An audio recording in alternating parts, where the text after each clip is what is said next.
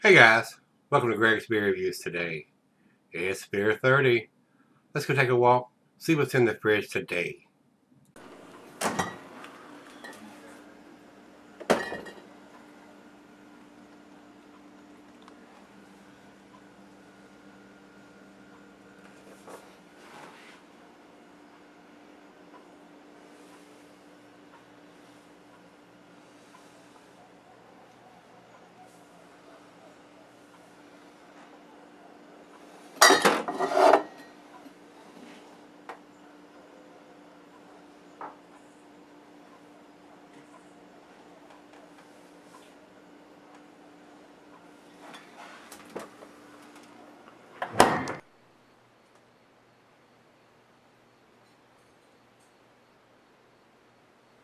Alright guys, welcome to Gregsbeerreviews today.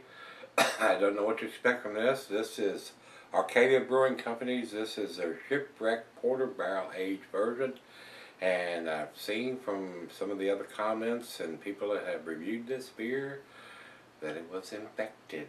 This was sent to me by Brad. Brad, thanks a bunch, my friend. I don't know what to expect with this one. Yesterday's beer was a big mess. The Dark Noon that was sent to me. I don't know what to expect from this. This was a fairly pricey beer at $8.59. Still got the price tag on the back. What Brad paid for it. So hopefully this one won't be infected. But it's got a big wax coating on the top of the bottle. That usually makes it a little more pricey. Somebody's dipping each one of these bottles in the wax when it comes off the bottling line. So commercial description says the Baltic style porter has a robust malt character and a slight herbal hop bitterness, aged for 12 months in 10-year-old Kentucky bourbon oak barrels. This alluring dark liquid features appealing undertones of vanilla, oak, cocoa, and coffee. The aging occurs in abandoned mines in Michigan at a constant temperature of 45 degrees. So, a big 12%er.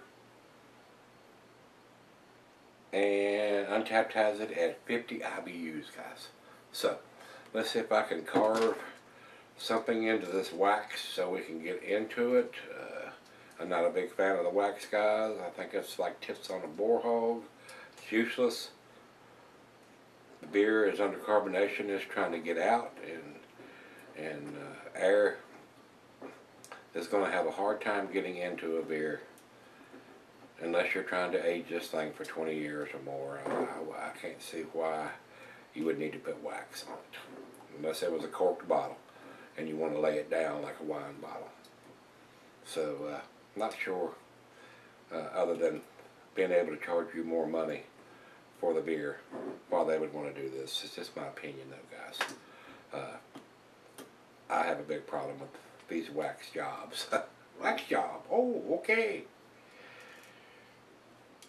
But I'm not a big fan of it.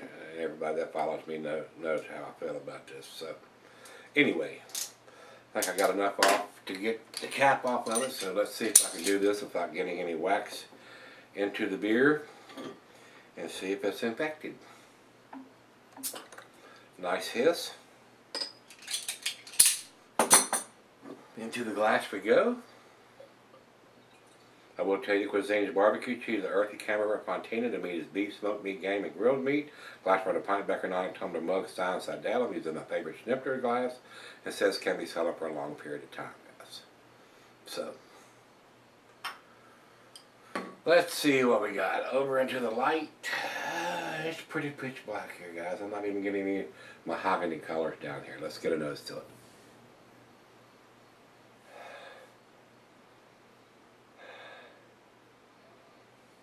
A slight hint of some bourbon, not much. Unfortunately, it does have some kind of wild sour ale yeast to it, like the one we had yesterday, that I don't think should be there. A little bit of caramel, toffee, brown sugar maybe. But I'm concerned about what I'm getting on the nose. So let's dive in. So we've got, cheers everybody, cheers Brad.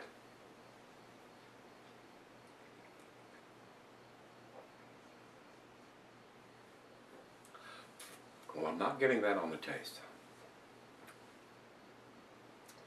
bittersweet chocolate. There may be a slight hint of some wild ale yeast or something in there, but not as much as we had yesterday.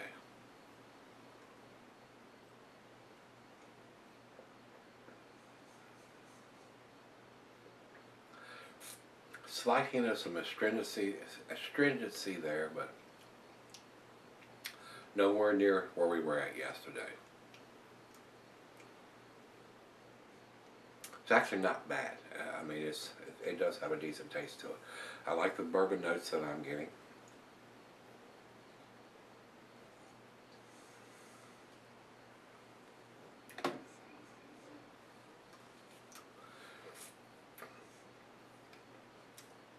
Seems pretty decent.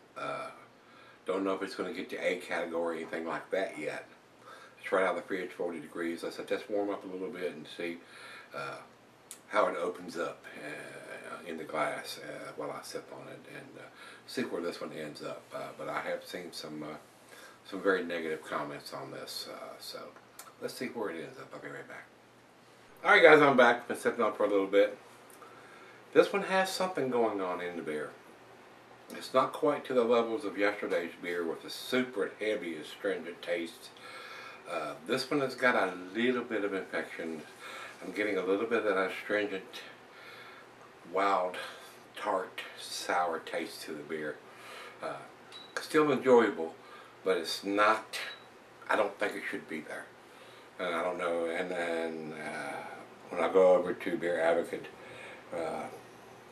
they are listing this beer as retired, no longer produced, and it was just done. I mean, it's not that old of a beer, so whether they've got a bunch of negative comments and they decided to retire, they're not going to do it again, or what's going on with the beer. But there is some slight astringency notes to the beer, and if you don't drink a lot of this style of beer, you might not even pick up on it, but I can. I can pick up on that astringency notes and a little bit of tart, sour astringency to the beer, but it's nowhere near where yesterday's beer was. I do think it's a good beer. I just don't think it's an A beer, guys, because I think they had something going on here, whether there was some dust in the bottle or whatever went on. The lines weren't quite sanitized enough, something. But it's not off-putting like yesterday's beer was. Yesterday's beer was, half of it was a drain pour. It was very, very nasty. I'm putting that as nice as I can. This one, not so much.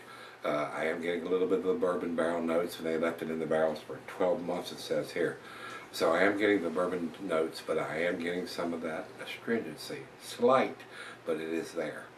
So, and very unusual for me to get two beers back to back that has that astringency notes to it. And that's the way it goes when you're, it is what it is, guys. Anyway, and I even pick up on the nose. I can smell a little bit of that astringency on the nose.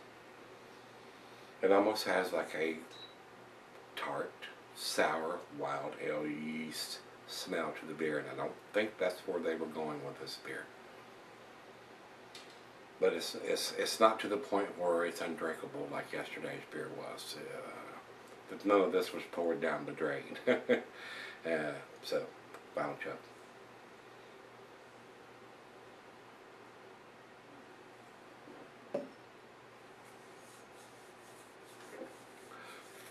And I'm going to go against the grain on this one, guys. It did have some people that, I had one guy that posted on there, was as infected as you can get. No, I beg to differ. Yesterday's beer was about as infected as you can get. When I can't drink it and she can't drink it, and it gets poured down the drain, that's about as astringent or infected as it gets. This one, not so much, but there's something going on with the beer. So I'm going to give this a B, 85. Some of the bottles may not have been infected, that's why it's got a better score on both of the sites. This one had a little bit of that going on. So I'm going to judge it for what I am drinking. I would not pay $8 or something for this beer. And if I bought a 4-pack of these, I'm pretty sure it's how it's produced, either in singles or 4-packs. If I paid that kind of money for a 4-pack of this, I would probably not buy anything from this brewery again. May give it a second chance on some other style of beer and not this one. But that's a lot of money to throw down the drain, literally, or out the window. Should have been better than what I have here. Brad, I'm sorry, sir. Like I said, I'm giving this an 85, which is in the 6th category. So, let's run over to Beer Advocate. Beer Advocate says 90.8. Not the bottle that I have, guys. And over to Untapped, they have it at 4.06. Again, not the bottle that I have here.